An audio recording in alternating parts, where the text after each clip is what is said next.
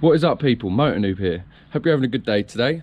I'm back on the R125 and I thought I'd give you a review of my 2015 R125. So here it is. Seriously, it's the best 125 you guys can get. Literally, I love this. If you're thinking of getting a 125, you should definitely get one of these. So what I'm going to do, I'm going to basically talk through some of the specs for you right now. So the top speed is 87 mile an hour. I've probably had about 84 and that's downhill, so I'm not sure about the 87.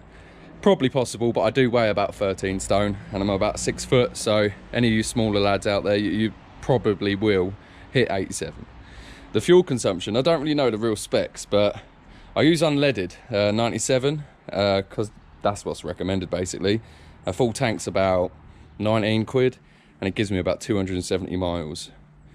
The engine is a 4-cylinder, 4-stroke liquid cooled, and it produces about 14.8, I think it is. Yeah, just under 15. It's 14.8 horsepower. It's got a 6-speed gearbox, so having that extra gear, definitely on the A roads, is really good for your fuel consumption and engine as well, engine life. So it's 825mm the seat height. It's quite a tall bike. It weighs, so when you've got a full tank of fuel and oil like full in the engine, hopefully you do, it weighs 142 kilos. I really do like these forks though. They're upside down forks. They've got them on quite a lot of bikes now. And then they've got the Brembo disc brakes, front and rear, single disc front, single disc rear. I think it's a 4-cylinder brake as well, so they really are powerful. Like the front brake is amazing. It's got a digital speedo, which I will go over at the end of this video. The ABS as well on this bike really does work. Like I've had to really lock on my brakes at some points and the bike doesn't actually lock up that easy, which is really good. You do hear it sort of Now anyway, let's talk about comfort. When I first got this bike, it felt alien to me riding it. The positioning, it is just like riding a super sports bike. It is not the kind of bike for you if you don't want to be leaning forwards all the time. You're very hunched over and it does take a bit of getting used to, like I said, but that's what you get with any sports bike. So let's talk about the ride experience. The engine is very smooth. The position takes you a few days to get used to. Handling is unreal. You do have to counter steer though, just like you would on a big bike. Overall though, I'd give the ride experience like probably an 8 out of 10. I do actually really enjoy riding a slow bike fast rather than a fast bike slow, like you see a lot of people having to do. The build quality of this bike is superb. But there are a few things I don't actually like. So like number one, this plastic tank. Don't really like that. I wish it was metal. And I do not like these indicators. They're the standard indicators. They are disgusting. And they're bulb, they're not LED. This is probably the thing I hate the most about the bike, is the standard plate holder. It is horrible, man. Ugh. Love my exhaust. This is one of the, obviously this doesn't come standard, but I absolutely love that. That is probably one of the best mods you can do. Every young lad likes their engine loud. I know you do. And then I've got this tank protector what I put on as well. I haven't even put that on for the looks. They do look alright. This one's not great, but it's just to protect the zips. Because I wear a leather jacket and the zips, you know, they would scratch that too.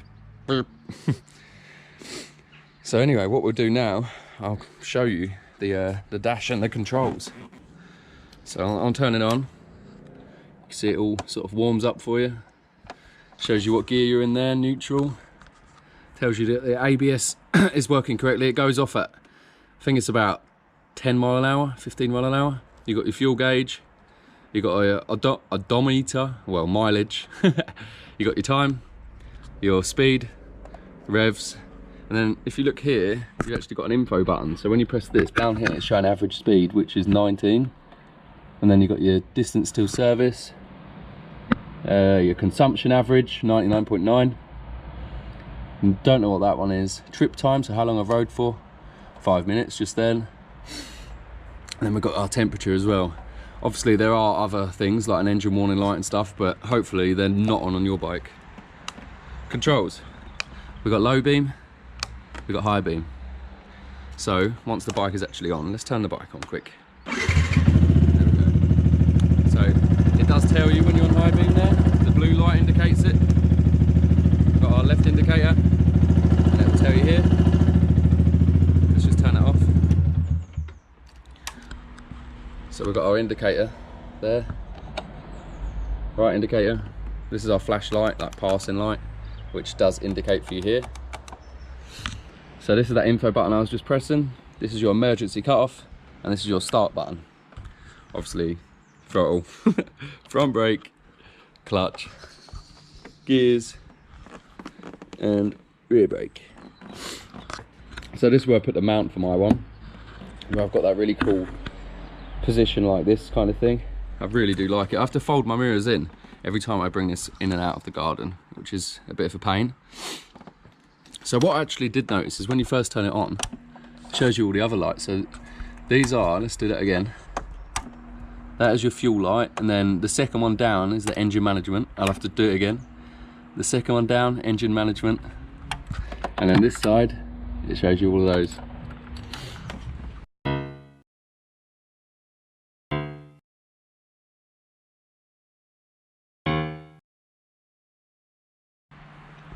So in short, I've had the bike for like probably about 4 weeks now.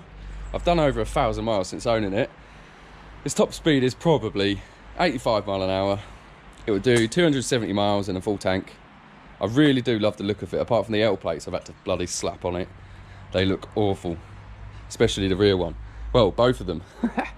Luckily though, I've got my Mod 1 booked next week, so hopefully I can take these off if I do pass first time, which I'm sure I will.